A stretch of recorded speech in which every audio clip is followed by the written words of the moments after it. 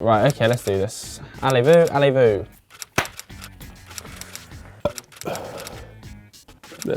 Welcome back.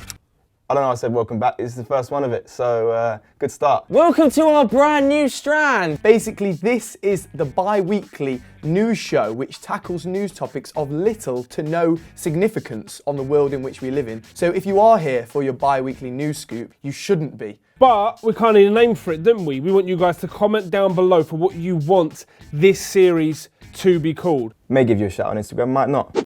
We're starting with Fyre Festival, the biggest party that never happened. It's an absolute sham what went on out there. Effectively what happened is an entrepreneur Billy McFarland and a musician, Ja Rule, Back out the woodwork. had the idea of creating this perfect music festival set on the beach in the Bahamas with loads of big acts such as Disclosure, Blink-182 and Skepta. and the way Fyre promoted it was quite clever. They got loads of influencers onto an island and told them to promote it, film loads of promotional videos. And make it the most exclusive thing for anyone out there. So basically influencers were the people they were going after. They wanted them to come and you could be out there partying with them. They had the likes of like Bella Hadid. Oh, Bella Hadid, what's her name? Bella?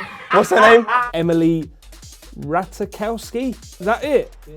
Boom! It was just creating a music festival in a so-called perfect setting, exclusively for rich kids and influencers so they could go and spend 3 days on the beach and basically film the whole thing on their phones rather than actually enjoying it, creating this false perception of reality that they're all having a fantastic time and they all have really skinny bodies, making everybody feel a lot worse about themselves, whereas in reality, they're not actually having a good time either. But unfortunately, it never happened. This week, Netflix have released a documentary along with some other streaming providers about why it never happened. Right, so we're gonna watch the Fyre Festival documentary trailer. American rapper Ja Rule. I mean, state of him there, Ja. He looks 100. He came out of prison looking like, I don't even know what, like he'd been burnt. They just bought an island. Pablo Escobar's island. Oh my gosh. I mean, I ain't gonna lie though, it looks lit. It looks lit.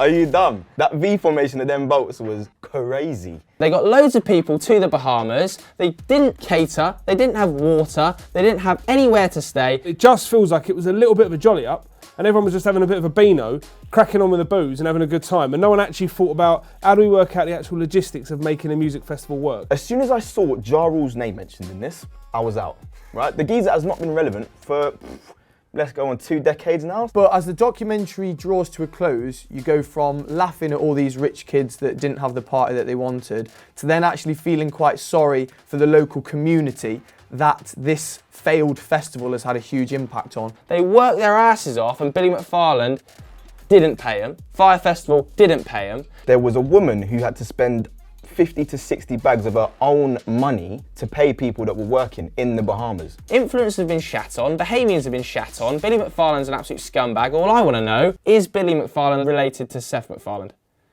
Because they look similar, they sound very similar, although he does the accent, Seth, doesn't he? So our next story comes from the world of YouTube and it's YouTube beef. Yeah, that's right. We're joining every other YouTube channel that's talking about other YouTubers. Little bit of backstory on it. KSI has been uploading loads more recently. It's really good to see him making a return to the YouTube scene. In one of his videos, he picked apart Joe Weller's boxing match against the Batman. You don't need a mask when you're with me. I don't care. It was like a boxing thing where they were slipping and sliding about the place and doing some stuff. KSI reacts to that, taking the out of it, saying how much a ridiculous video it is. Joe Weller responded, and he struck back, didn't he? Releasing an unreleased track of JJ's from back in the day. KSI then kicked off about him just trying to get views off the back of his video. So KSI posts a video reacting to a Joe Weller video. Joe Weller then reacts to that reaction. And then KSI then reacts to that reaction of that reaction.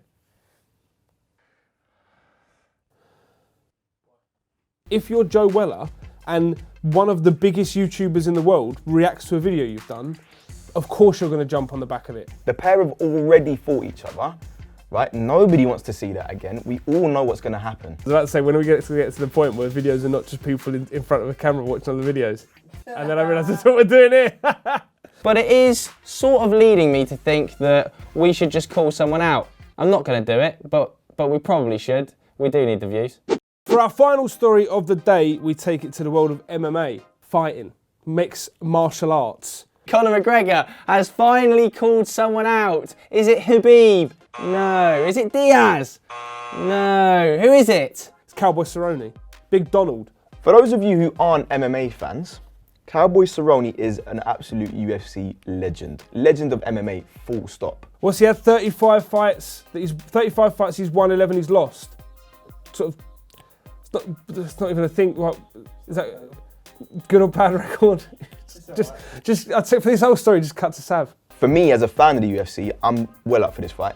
Well up for it. It's not going to be an easy fight for McGregor. Cowboy Cerrone is as dangerous now as he was before. If we want all those big fights, if we want a Khabib 2, if you want a Diaz 3, then I feel like McGregor probably needs to come off the back of a win. You can't go from losing to Khabib to another big fight. It's got to be a fight that's a builder to the next one. Dana White has since come out saying this fight could well happen. In fact, he even said this fight could happen in Ireland. Now that, just for the fact we won't have to start till 5 AM in the morning to live stream it, is a win. We would all like to see Conor fight in Ireland, I think it's fair to say. But do we really want to see Conor fight the Cowboy?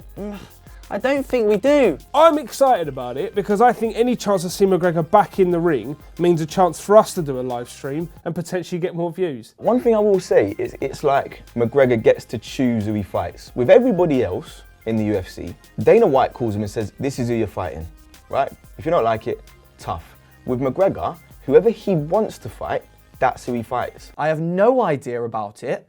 I've never watched a single fight, and therefore I can't provide any useful commentary on this news story.